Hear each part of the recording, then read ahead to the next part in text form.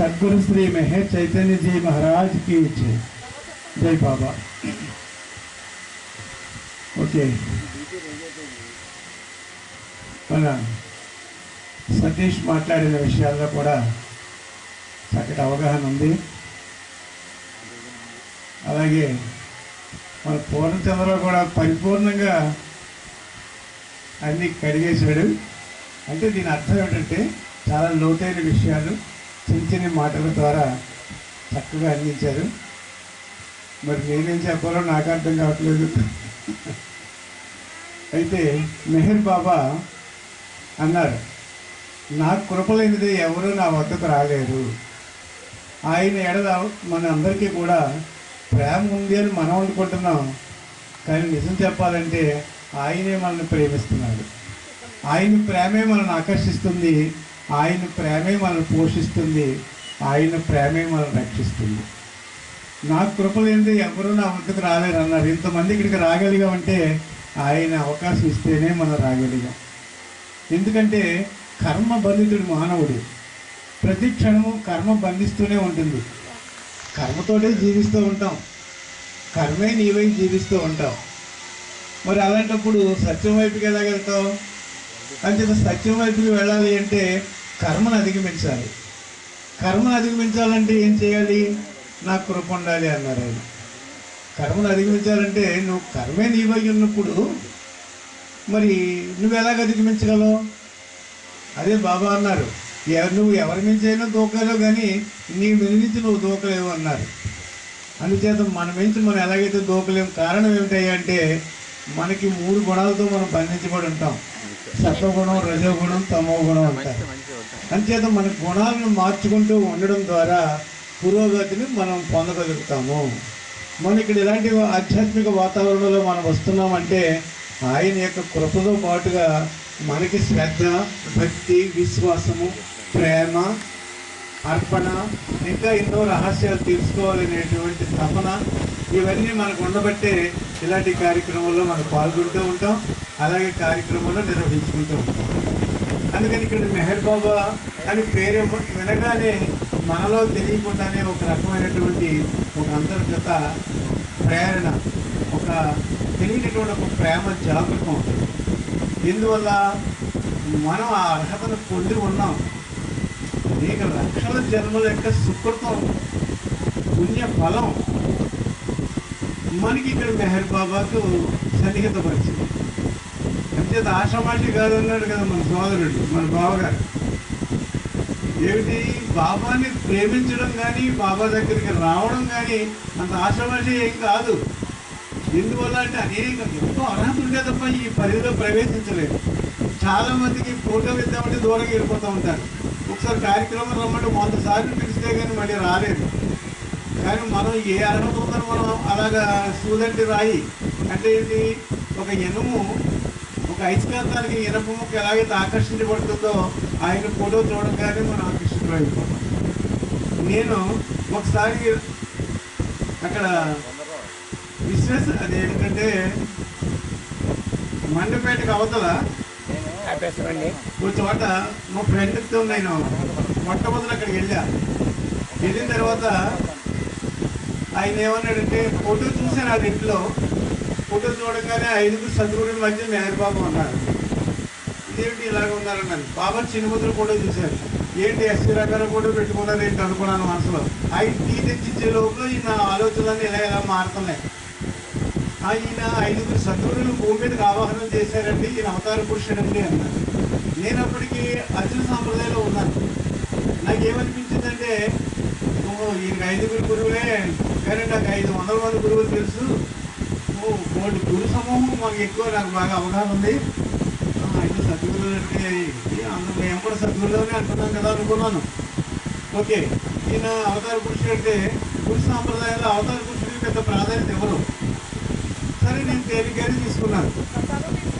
కానీ చివరికి ఏమైందంటే ఆయన ఏమన్నాడంటే, ఇక్కడ నికేతన్ మండపేట బోర్పల్లి నుంచి ఇలా లోపలికి వస్తే తాపేశ్వర రోడ్లో ఒక ఆశ్రమం ఉందండి, వెళ్ళండి అని చెప్పాడు.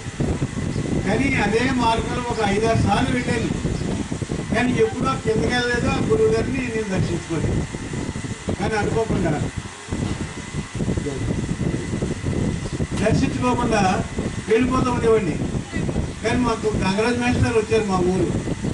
మెహర్ బాబా గురించి చెప్పేటప్పటికి మనలో ఏం జరిగిందంటే, నేను తత్వం అంతా కొంత వివరణ ఇచ్చేటప్పటికి చాలా ఉంది లోతైన విషయం అని చెప్పేసి నేను ఏం చేశానంటే, అక్కడ సరే ఈసారి వెళ్దాం ప్రసాద్, మనం అందరం కలిసి వెళ్దామంటే గురువు గారి ఆశ్రమానికి వచ్చాం.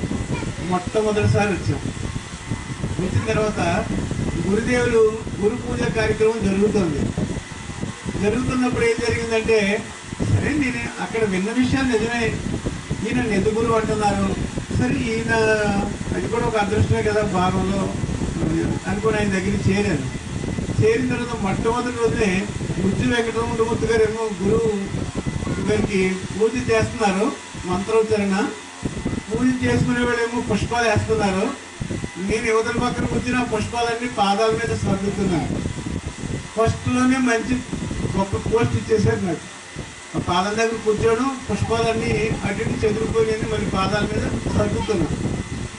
సరే కార్యక్రమం అయిపోయినాక ఆయన ఉపన్యాసం మొదలుపెట్టారు. అప్పుడు గురుదేవులు చెప్పిన ఉపన్యాసంలో ఇంచుమించు 99% కాదు, 90% నాకు తెలిసిపోయింది. అన్నీ నాకు తెలిసిన విషయాలే ఈయన చెప్తున్నారు. కొత్తగా ఏమున్నదిలే అనుకుంటూ ఉన్న సందర్భంలో నాకు ఎప్పటి నుంచో ఉన్న కొన్ని డౌట్స్, ఓ 2-3 విషయాల మీద కొంత క్లారిటీ దొరికింది.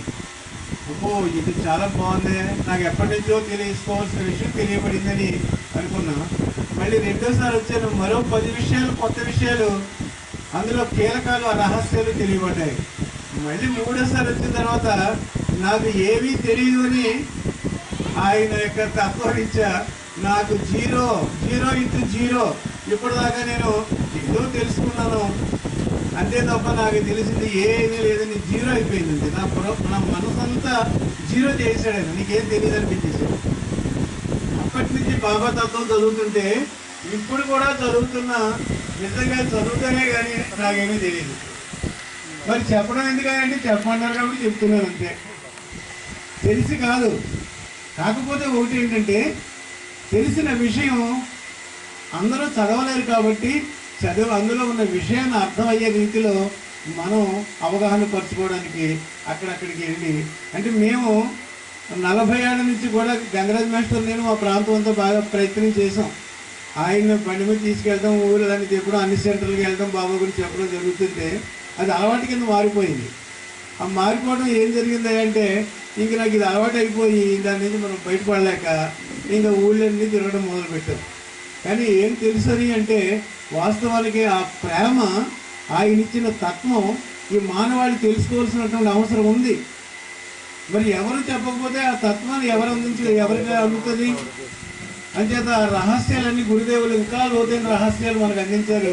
కీలకాలు, అందులో ఉన్నటువంటి కొన్ని ఉపాయాలు, టెక్నిక్స్, అందులో ఉన్నటువంటి అంతరార్థం అంతా కూడా మనకి బాబా తత్వరీత్యా ఆయన యొక్క వేదాంత పునరుద్ధరణ కార్యక్రమం రీత్యా ఎన్నో రహస్యాలు మనకి తెలియజేశారు. అది తెలిసిన విషయాలు మనకు అవగాహన పరుచుకుని ఇతరులకు చెప్పకపోతే ఎలా తెలియబడుతుంది? మెహర్ బాబా అన్నారు, నా నామాన్ని అందరికీ తెలియజేయండి, నా నామం ప్రతి ఒక్కరికి తెలియబడాలి, అందుచేత మీరందరూ కూడా నా నామాన్ని అందించండి అందరికీ అన్నారు. అందులో భాగంగా ఎవరి ప్రయత్నం వాళ్ళు చేస్తూనే ఉన్నాం. అలాగే ఇక్కడ ఏమవుతుందంటే, తత్వం కూడా తెలుసుకోకపోతే మనం ఎక్కడ వాళ్ళు అక్కడే బ్లాక్ అయిపోతూ ఉంటాం. ఇందువల్ల మెహర్ బాబా అన్నారు, అండర్స్టాండింగ్ అనేది సగం మోక్షం వచ్చినట్టే అన్నారు. నువ్వు ఎప్పుడైతే అర్థం చేసుకున్నావో, అర్థం చేసుకున్న విషయాన్ని, నువ్వు ఈ విషయం మీద అర్థమైందండి, అర్థమైనప్పుడు ఆచరించడం తేలిక. ఇప్పుడు చాలామంది ఏమీ తెలియనటువంటి వాళ్ళు మనం అనుకుంటున్నాం. నేను చాలా చోట్లకి వెళ్తే వాళ్ళ ప్రేమను కానీ వాళ్ళ అవగాహన కానీ చూస్తే నేనే అవాక్కైపోతూ ఉంటాను. మనకంతా ఎంతో తెలుసని మనం అనుకుంటున్నాం, వాళ్ళు ఒక్క మాటలో 1 word ఆన్సర్లో చెప్తుంటే ఎస్ ఇది కదా అవగాహన అంటే అనుకుంటూ ఉంటాం. కానీ ఎవరికో మనకే తెలిసింది గొప్ప అని, మనకేదో తెలియలేదని, ఇది తెలియకపోవడం కాదండి. మెహర్ బాబాను ప్రేమించాలి. ఇవన్నీ కూడా ఈ శుష్క వేదాంతము అది ఎప్పుడవుతుందంటే, విన్న విషయాన్ని ఆచరణలో లేనప్పుడు శుష్క వేదాంతం అవుతుంది. ఆచరణతో ఉంటే అది ఆచరణ, అంటే దాన్ని సాధన అంటారు. మనం నిరంతరము సాధనలో ఉండాలండి. సాధన అంటే ఏంటి? ఎక్కడో ముక్కు మూసుకుని దాన్ని ధ్యానం చేయడం కాదు. ధ్యానం చేయడం వల్ల ఏంటి లాభం అంటే నువ్వు గుర్తించగలిగేటువంటి సంసిద్ధత నీకు ఏర్పడుతుంది. ఆ ధ్యానంలో నీ చైతన్యాన్ని నువ్వు అబ్జర్వ్ చేయగలుగుతావు. అంటే ధ్యానంలో చైతన్యాన్ని పెరుగుతూ ఉంటుంది. కానీ నిత్య జీవితంలో ఎరుక కలిగి జీవించాలి. నిత్య జీవితంలో అంటే ఎరుక అంటే ఏమిటి? నువ్వు ఏం మాట్లాడుతున్నావు, చూస్తున్నప్పుడు నీ మనసు ఎలా పనిచేస్తుంది, తింటున్నప్పుడు ఎలా పనిచేస్తుంది, మాట్లాడుతున్నప్పుడు ఎలా పనిచేస్తుంది, ఎట్టకారంగా మాట్లాడుతున్నావా, స్వార్థంతో మాట్లాడుతున్నావా, ప్రేమతో మాట్లాడుతున్నావా, వేరే ద్వేషంతో మాట్లాడుతున్నావా అని నీ మనసు మీద నువ్వు నిఘా వేసుకోగలిగినప్పుడు నిన్ను నువ్వు సంస్కరించుకునే అవకాశం నీకు లభిస్తుంది అన్నారు. అంచేత ఇక్కడ ఎక్కువ శాతం ఎలా ఉంటుందంటే ప్రతి వాళ్ళు కూడా కోరికల వెంబడే ఈ మానవాళ్ళంతా ఉన్నారు. కోరికల కోసం ఏదో కల్పిత దేవుళ్ళని మనం అక్కడ ప్రవేశపెట్టుకుని ఆ కల్పిత దేవుళ్ళ యొక్క వ్యక్తీకరణలో వాళ్ళకి చేసే కర్మకాండాలతో అనుసంధించబడి వాళ్ళని చోటుకి వెళ్ళటం వల్ల నేను నాకు ఈ కోరిక నెరవేరుతుందని ఒక వ్యక్తి చెప్తే అది సామూహికంగా అందరూ తీసుకుని దాని వెనకాల పరుగులు పెట్టి వెంపర్లాడుతూ కోరికలు వెంబడి పరిగెడుతున్నారు ఈ మానవాళ్ళంతా కూడా. అందుచేత మానవులు కోరికలు తీర్చుకోవడానికి ఏదో దైవారాధన చేస్తూ ఉంటారు, కర్మకాండాలు ఆచరిస్తూ ఉంటారు. ఇక రెండో పాయింట్ ఏంటంటే కోరికలతో పాటు తర్వాత భయం వల్ల నేను అంటే ఏదైనా ఒక హాస్పిటల్స్లో ఉన్నా ఏదైనా ఉద్యోగం రాదేమో అనే భయం వల్ల, లేకపోతే నాకు వచ్చే ఆదాయం పోద్దనో, లేకపోతే నా క్రాప్ బాగా పంటలు, రైతులు, వ్యాపారస్తులు, ఉద్యోగస్తులు, స్టూడెంట్స్, వాటి ఎవరైనా సరే అందరూ కూడా ఒకవేళ ఎక్కడ నాకు రాదో ఏదో దేవుణ్ణి మనం ఆరాధించాలి కదా అని మొక్కుబడి రూపంలో దేవుణ్ణి ఆరాధించడం ద్వారా భగవంతుడిని ఆరాధిస్తూ ఉంటారు. అయితే భగవంతుని ఎందుకు ఆరాధిస్తారు? కోరికల వలన దేవుణ్ణి ఆరాధిస్తారు, తర్వాత భయం వలన దేవుణ్ణి ఆరాధిస్తారు. మరి రెండింటినీ అధిగమించిన తర్వాత అది కర్మకాండ రూపంలో వ్యక్తీకరణ చేస్తూ ఉంటారు. మెహర్ బాబా ఏమన్నారంటే ఈ రెండింటికి కాకుండా నీ నిజస్థితి నువ్వు తెలుసుకోవడానికి నన్ను ఆరాధించు, నీ నిజ గమ్యం తెలుసుకోవడానికి నా వద్దకు రాని పిలుపునిచ్చాను. ఎందుకంటే నేను కోరికలు తీర్చను అంటే కోరికలు తీర్చడం మొదలు పెడితే అందరికీ అదే అలవాటు అయిపోతుంది. ఒక కోరిక తీరితే ఇంకో కోరిక, కోరికలే ఇంకా గుర్రాలు అవుతూ ఉంటాయి. అంచేత కోరికల పరంపరలో ఉన్న కొట్టుకుపోతూ ఉంటావు. అందుకని ఎన్ని కోరికలు తీరినప్పటికీ కూడా మళ్ళీ ఏదో కొత్తది కోరుకుంటూనే ఉంటావు.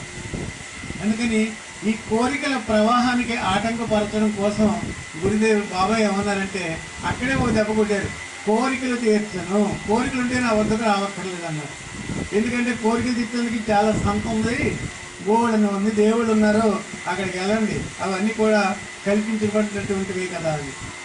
ఇక్కడ బాబా ఏం చెప్పారు? కోరికలు అంటే అర్థం నిన్ను బంధిస్తాయి. ఏదో కోరుకున్నావు మళ్ళీ నిన్ను బంధిస్తూ ఉంటారు. అంటే ఏదో కోరికలు లేకుండా ఉన్నప్పుడు కోరిక రాహిత్యం, కర్మరాహిత్యం. కోరికలు లేకపోతే కర్మలు లేవు, కర్మలు లేకపోతే జన్మలు లేవు. జన్మలు లేనప్పుడు ఏమవుతుంది? ఈ జన్మ అంటే ఎక్కడంటే ఎప్పుడైతే నువ్వు అధిగించావు నువ్వు గమ్యం చేరినట్టే, ఆ దైవానుభూతి పొందినట్టే అన్నారు. అంటే దైవానుభూతి పొందాలి అంటే మనం భగవంతుని యొక్క నీ లోపల ఉన్నటువంటి అంతర్యామ పురుషుని జాగ్రత్త పరుచుకోవాలి.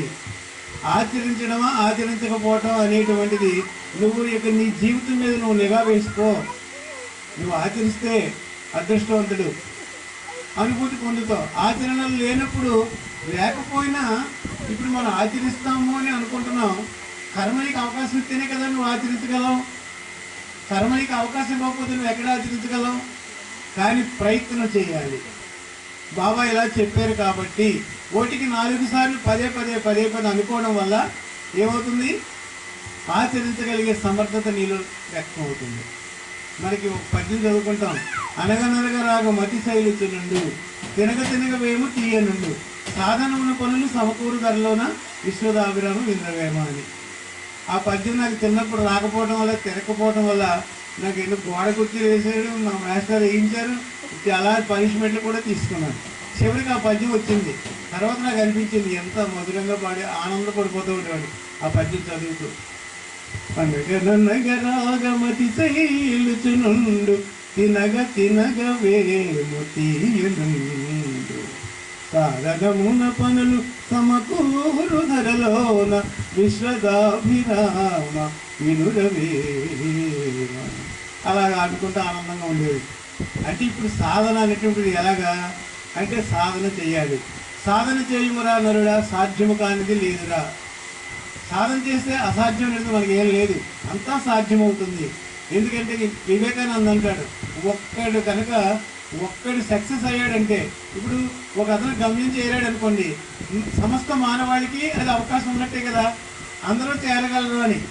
అలాగే స్వామి ఇప్పుడు వివేకానంద చెప్పిన విషయాన్ని మన గురుదేవులు మోక్షానుభవం పొందారు, గమ్యం చేరారు, మాస్టర్ అయ్యారు, ప్రణాళికలో భాగంగా ఆయన సద్గురు అయ్యాడు. కానీ మనందరూ ప్రణాళికలో భాగం ఏమిటి? మిమ్మల్ని అందరినీ జీవన్ముక్తులు చేయడానికి వచ్చానన్నారు మెహర్ బాబా.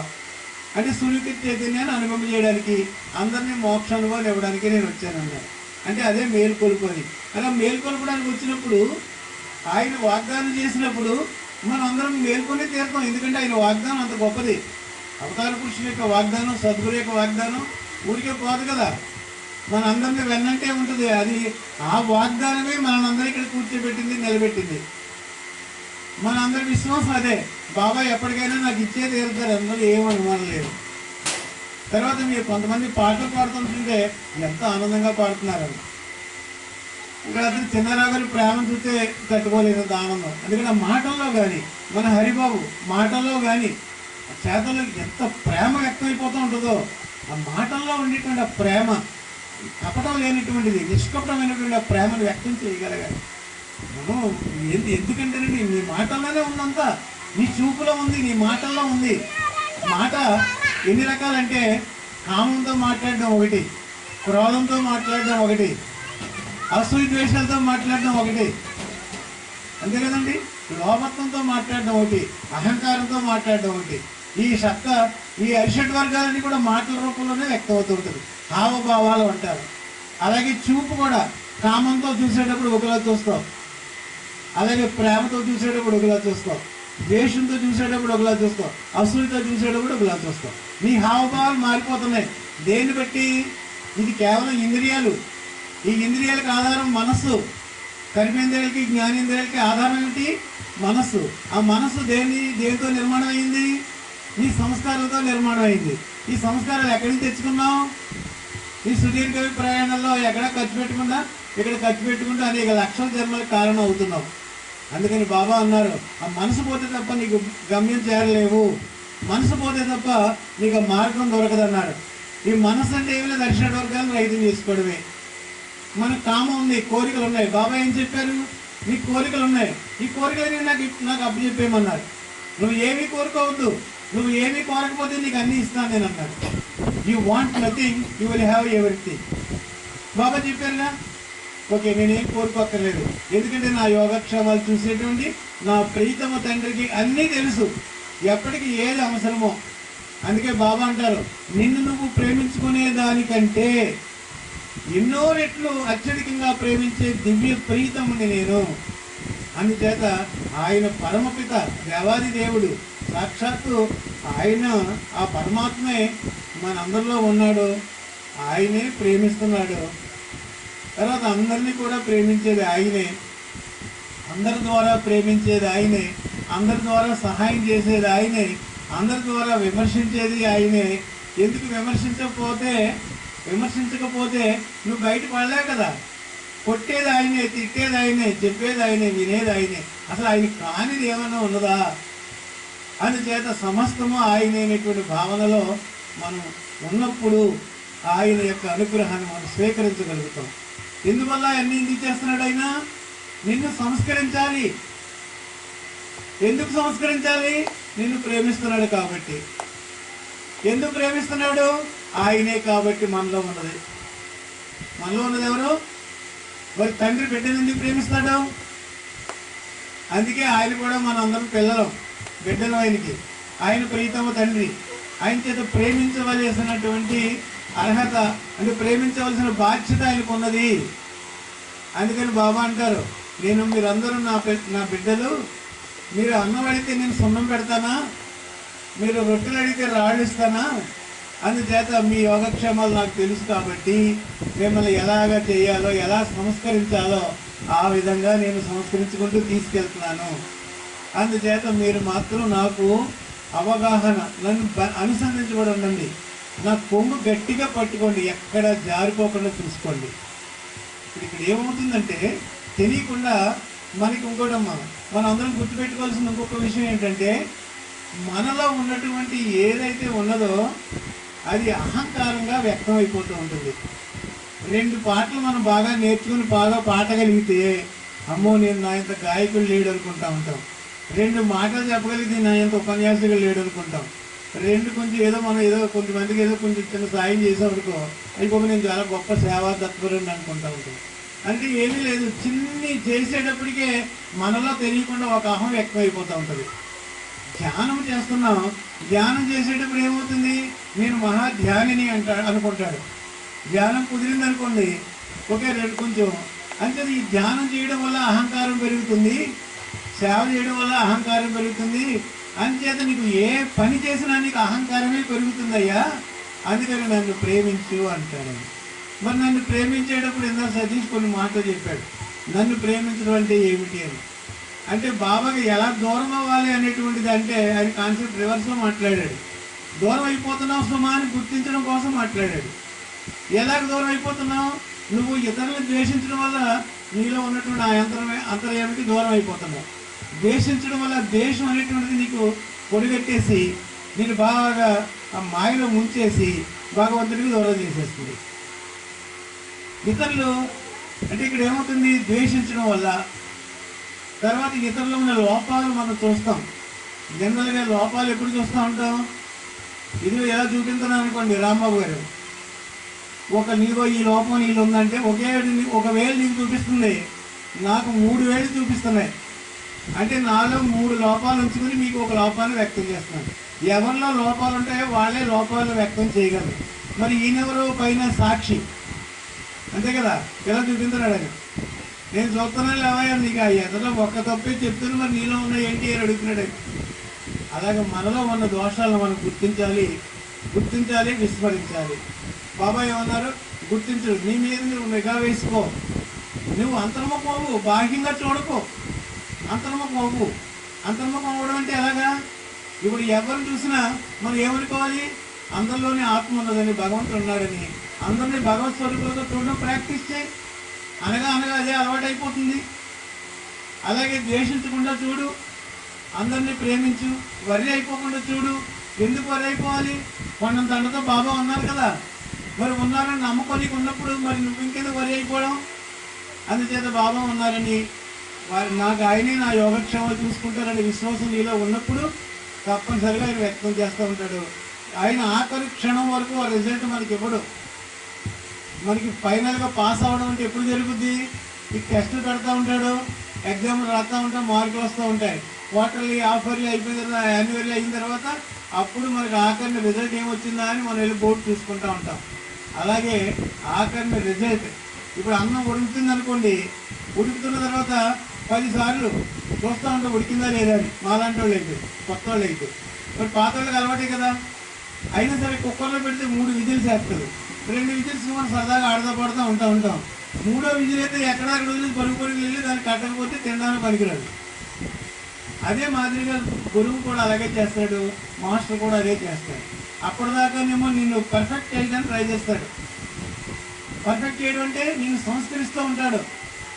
సమయం ఆసన జరిగితే 1 నిమిషం కూడా ఆగడు. అలాగే ధ్రువుడికి ప్రత్యక్షం అయ్యాడు, మార్కండేయుడికి ప్రత్యక్షం అయ్యాడు. ఏమంటే అంత ఎలాంటి వాళ్ళందరికీ ఎందుకు వచ్చాడైనా, అంటే వాళ్ళ యొక్క సంసిద్ధతను పురస్కరించుకొని ఆ పరాకాష్ఠకు వచ్చిన తర్వాత ఇంకా ఆగడానికి వీలు లేనప్పుడు వచ్చేసాడు. నాకు చిన్నప్పుడు సినిమా చూశానండి. సినిమా అంటే ప్రహ్లాదయం సినిమా. ఆ భక్త ప్రహ్లాద సినిమాలో ఆయన తపస్సు చేయడానికి వెళ్తాడు. తపస్సు చేసిన తర్వాత ఆయనకి పొట్టలు పోసేస్తూ ఉంటాయి. అంటే అంత ఏకాగ్రతతో చేస్తాడు. తర్వాత మట్టి పోసేసి పొట్టలో పాములు పాకేయడం, ఈ లోపల పెద్ద వర్షం కురిసేయడం, పెద్ద గాలి వచ్చేయడం, ఇలాంటి అనేక రకాల ప్రక్రియలు జరుగుతూ ఉంటాయి. కానీ అతను చేసేది ఏంటంటే ఓం అనేటువంటి ఒక అక్షరాన్ని జపిస్తూ ఉంటాడు. నేను అనుకున్నాను ఎలాగా ఏంటి అనుకుంటే, ఆ ఓము యొక్క తరంగాలు స్వర్గలోకి వెళ్ళేటప్పటికల్లా వాళ్ళందరూ కంగారు వచ్చేసి టెన్షన్ వచ్చేస్తుంది ఆయనకి. మళ్ళీ బ్రహ్మలోకి వెళ్ళేటప్పటికి ఆయనకి టెన్షన్ వచ్చేస్తుంది. అలాగే అందరూ కలిసి ఒక్కొక్క చోటగా ఆ శబ్ద తరంగాలు అలా చేరేటప్పటికి వాళ్ళల్లో కూడా టెన్షన్ వచ్చేసి, బాబు నువ్వు నీ కోసం తపస్సు చేస్తున్నాడయ్యా, మరి నువ్వు వెళ్ళి కనుక ఆయనకి నీకు వరం ఇవ్వకపోతే మామూలుగా లోకాలన్నీ మాడి మసి అయిపోతాయని చెప్పాడు అని చెప్పి నాకు అప్పుడు అనుకున్నానండి. అంటే దీన్ని బట్టి ఏంటి అర్థమైంది అంటే ఆ నామస్మరణ యొక్క శక్తి, ఆ తప ఫలం, ఆ తపన ఇంకా ఫైనల్కి వచ్చేటప్పటికి దేవుడు కూడా ఆగడు, ఒక్క నిమిషం లేట్ కూడా చెయ్యడు, పరుగులు వచ్చేసి ఆయనకు వరాలు ఇచ్చేయాల్సిందే. అలాగే శివుడు అందరికీ వరాలు ఇచ్చేవాడు, బ్రహ్మదేవుడు ఇచ్చేవాడు, విష్ణుమూర్తి కూడా ఇచ్చేవాడు. మరి మనకు కూడా ఈయన ఆ రూపమే కదా, శ్రీ మహావిష్ణువే కదా ఇవాళ మన మధ్యకి వచ్చారైనా. మరి మనకు కూడా ఆ వరాలను ఇవ్వాలంటే మనం ఏ వరం కోరుకుంటున్నాం? ఎవరైనా చిన్న కోరిక కోరుకుంటున్నామా? ఏమండి రాంబాబు గారు, మనం చిన్న కోరిక ఏం కోరుకోవట్లేదు. అయితే ఒక మహారాజు దగ్గరికి ఒకడు వెళ్ళాడట, ఎన్నో ప్రయత్నాలు చేసి ఎంతో దూరానికి ప్రయత్నం చేసి చేసి చేసి వచ్చి చివరికి ఏం చేశాడు? రాజు ప్రాకారాలని దాటుకుంటా మహారాజు ఉండే కొలువులోకి వెళ్ళాడట. ఏమయ్య నువ్వు చాలా శ్రమపడి వచ్చాము, ఇంతకీ ఏమిటి ఎందుకు వచ్చావు అని అడిగాడట. అప్పుడు అన్నాడు, మహారాజా మీ దర్శన భాగ్యానికి వచ్చాను, అయితే నీకు ఏం కావాలో కోరుకోవాలడట. నాకు సూది ఇప్పించండి అన్నాడట. రాజు దగ్గరికి వెళ్ళిన తర్వాత సూది ఇప్పించమని అడిగాడట. అరే సూది కోసం నా దగ్గరికి రావాలా? అందుచేత నువ్వు సూది ఎక్కడైనా ప్రయత్నం చేసి ఇంత దూరం శ్రమపడి నా దగ్గరికి సూది కోసం వచ్చావా అని. కానీ నేను మహారాజుని, నా స్థాయిలో నీకు ఇవ్వవలసిన కానుక ఇస్తానని చెప్పి మంచి కానుక ఇచ్చి పంపించాడు. అలాగే అవతార పురుషుల దగ్గరికి వెళ్ళినప్పుడు ఏదో చిన్న చిటకా సహాయాలు మీకు అందించడం. మెహర్ బాబా ఏమన్నారు? ఈ ప్రపంచానికి నేను గుడ్డివాడిని చేస్తాను, దైవాన్ని చూసేలా చేస్తానంటాడు, దైవాన్ని అనుభూతి పొందేలా చేస్తాను, అందుకని ఈ ప్రపంచానికి గుడ్డివాడి చేస్తానన్నాడు. ఇంకా ఏం చెప్పారంటే ఎవరైతే మెహర్ బాబాని ప్రేమిస్తారో వాళ్ళలో కయాస్ ఏర్పడుతుంది, డిస్టర్బెన్స్ ఏర్పడుతూ ఉంటుంది. అంటే దేనికి చలించొద్దు. ఇలా చెప్పాను కదండి, డిస్టర్బెన్స్ అంటే పొట్టలు పోసేయడం, పాములు మసలడం, తిరగడం, పాములు చూస్తేనే పారిపోతాం కదా, అలాంటిది మీద పాకిస్తే ఏమవుద్ది? రెండో పాయింట్ అలాగే తుఫాన్లు, ఇలాంటివన్నింటినీ కూడా మనకి మన జీవితంలో తారసపడతాయి. అందుకని ఇవన్నింటినీ కూడా దృష్టిలో పెట్టుకుని మన జీవన యాత్ర మనం సాగిస్తూ ఉంటాం. అందుకని సాధన అంటే ఏంటంటే కూర్చొని ఏదో సాధన చేస్తే కాదు, కానీ నీ జీవితం మీద నిఘా వేసుకుని నువ్వు మాట్లాడే మాటలో దోషాలు గుర్తించి దాన్ని విస్మరించాలి, ఆలోచనలో దోషాలు గుర్తించడం, దాన్ని విస్మరించడం. ఇలాగ ప్రతి దాంట్లో నీ మీద నిఘా వేసుకుని ఆచరించగలిగినప్పుడు తప్పనిసరిగా సంబంధించిన అనుగ్రహాన్ని పొందగలమని బాబా తెలియజేశారు. అందుకని ఇక్కడ మనం గుర్తుపెట్టుకోవాల్సిందంటే బాబా కొండంత అండతో ఉన్నారని ఆ విశ్వాసంతో మనం జీవిస్తే విశ్వాసమే భగవంతుడికి నీకు విశ్వాసమే నీకు సహకరిస్తుంది అన్నారు. ఎవరిలో విశ్వాసం ఉందో వాళ్ళు దైవానుభూతి పొందగలరు. ఏమండి నాకన్నా ఒక ఉదాహరణ చెప్తా. ఏమిటంటే నూతిలో నీరుంది, నీకు దాహం వేస్తుంది. నూతిలో నీళ్ళు ఉన్నాయి కానీ నీకు దాహం వేస్తుంది. అలాగే అనంతమైనటువంటి పరమాత్మ మనందరికీ అందుబాటులో ఉన్నారు, కానీ ఆయన అనుగ్రహం మనం పొందాలి. అంటే నూతిలో నీళ్లు మనకి కావాలంటే ఒక తాడుతో కూడిన ఒక చేద ఉండాలి. ఆ చేద నూతిలో వేసి అక్కడి నుంచి ఆ నీళ్లు పైకి తెచ్చుకుంటే నీ దాహం తీర్చుకోవచ్చు. అవునండే కదా? అలాగే భగవంతుని దగ్గర నుంచి మన అనుభూతిని, ఆయన అనుగ్రహాన్ని, ఆయన ప్రేమను మనం పొందాలంటే మనకి విశ్వాసం ప్రధానం. విశ్వాసం అనేటువంటి ఆ తాడు, ఆ చేద నీకు ఉండాలి.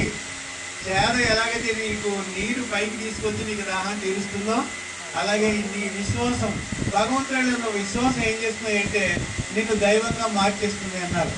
ఒక్క మాటలో ఏంటంటే బాబా ఏం చెప్పారు?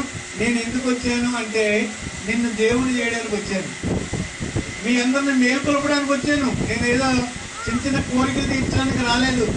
అంటే మిమ్మల్ని అందరినీ కూడా భగవంతునిగా దైవానుభూతి ఇచ్చి దేవునిగా మార్చడానికి నేను మీ మధ్యకి వచ్చాను. అంతేత నన్ను ప్రేమించండి, మీరందరూ దైవానుగ్రహాన్ని పొందండి. ఇక్కడ ఏంటంటే భగవంతుని మనం పొందాలంటే 2 పాయింట్స్ గుర్తుపెట్టుకోవాలి. మన లక్ష్యం ఏమిటంటే భగవంతుడిని ప్రేమించడం. భగవంతుడిని ప్రేమించడం కానీ మన జీవిత లక్ష్యం. భగవంతుని ప్రేమించడం అంటే అంతటా అన్నింటో భగవంతుడు ఉన్నాడు. అందరినీ మనం ప్రేమించడానికి ప్రయత్నిస్తూ ఉండాలి. అదే సాధన. ఇక మోక్షం అంటే ఏమిటి? భగవంతునితో ఐక్యత అనుభవంతో భగవంతునిగా జీవించడం. లివింగ్ యాజ్ గాడ్ అన్నారు. దైవంగా నువ్వు ఎప్పుడైతే జీవించడానికి ప్రయత్నించావో నీ లోపల నుండి జీవించేది నువ్వు కాదు, ఆయనే జీవిస్తాడు. ఆయనే జీవించి ఆయనే గమనించేస్తాడు. నీ వ్యక్తిత్వం కోల్పోతే లోపల ఉన్న అస్తిత్వం జాగ్రత్త అవుతుంది. అందుచేత నీ పరిమితత్వాన్ని నువ్వు విడిచిపెడితే అపరిమితమైన నా పరమాత్మ నీలో జాగృతమై నా దివ్య అనుభవాన్ని నీకు అందజేస్తాడు అనేటువంటిది బాబా యొక్క తత్వంలో ఉన్న పరమ రహస్యం. అందుచేత మన అందరికీ అందించారు కాబట్టి మనకి తెలిసినా తెలియకపోయినా బాబా పొంగు గట్టిగా పట్టుకున్నట్టయితే ఎప్పుడో ఒకప్పుడు ఆయన అనుగ్రహానికి పాత్రలవుతాం.